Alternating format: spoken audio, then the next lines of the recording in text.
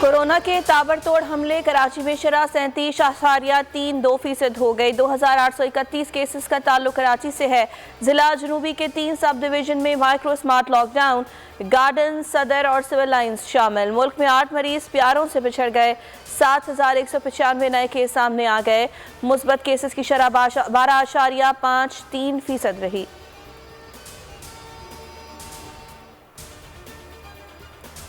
پاکستان کی عدلیہ میں نئی تاریخ رقم۔ جسٹس عائشہ ملک سپریم کورٹ کی پہلی خاتون جج بن گئیں، عہدے کا حلف اٹھا لیا۔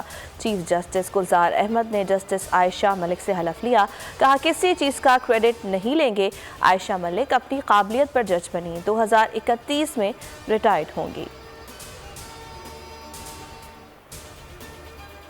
کیٹی بندر کے قریب گہرے سمندر میں ڈوبنے والے 8 ماہی گیروں کی تلاش جاری۔ پاک بحریہ کا ریسکیو آپریشن تیسرے روز بھی جاری۔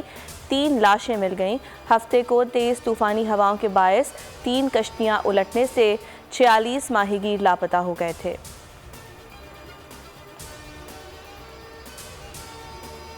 پیپلز پارٹی کا کسانوں سے اظہار یکجہتی کے لیے ٹریکٹر ٹرالی مارچ، تمام تیاریاں مکمل۔ حیدرآباد کے فتح چوک پر کسان پہنچنا شروع ہو گئے۔ بلاول بھٹو زرداری مارچ سے دوپہر 3 بجے خطاب کریں گے۔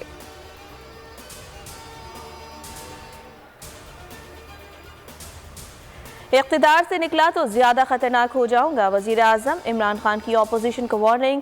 شکر کرو کرسی پر بیٹھ کر تمہارا تماشا دیکھ رہا ہوں، سڑکوں پر آیا تو سب لندن بھاگ جائیں گے۔ عوام سے براہ راست گفتگو میں کہا شہباز شریف کو اپوزیشن لیڈر نہیں قوم کا مجرم سمجھتا ہوں۔ کہا جا رہا ہے نواز شریف آج آ جائیں گے، کل آ جائیں گے، لیکن وہ کبھی نہیں آئیں گے۔ انہیں پاکستان سے نہیں اپنی دولت سے پیار ہے۔ بڑھتی مہنگائی نے راتوں کی نیندیں اڑا دی ہیں۔ دنیا بھر میں مہنگائی کی وجہ کورونا قرار۔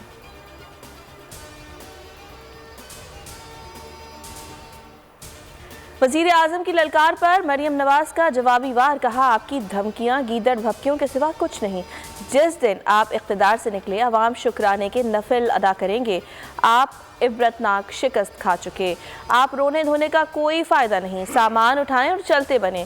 جتنی دیر اقتدار سے چپکے رہیں گے مشکلات میں اضافہ ہوگا۔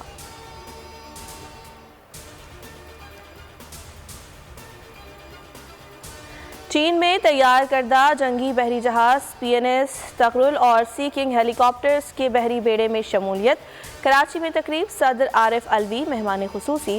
کہا پاک چین دوستی لازوال ہے، جہاز کی بحری بیڑے میں شمولیت سے دوستی مزید مستحکم ہوگی۔ دونوں ممالک کی دوستی مشکل وقت میں آزمائی ہوئی ہے۔ امیر البحر ایڈمرل امجد خان نیازی کا بھی تقریب سے خطاب۔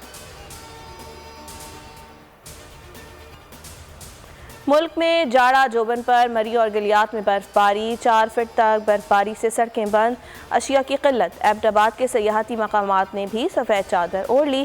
بلوچستان سمیت بالائی علاقوں میں شدید برف باری، نظام زندگی متاثر۔ لاہور اور پشاور میں بھی بادل برسے، ٹھنڈ بڑھ گئی۔ کراچی میں سردی کی شدت جمعرات تک برقرار رہنے کی پیش گوئی۔ رات کو درجہ حرارت 9 ڈگری رہا۔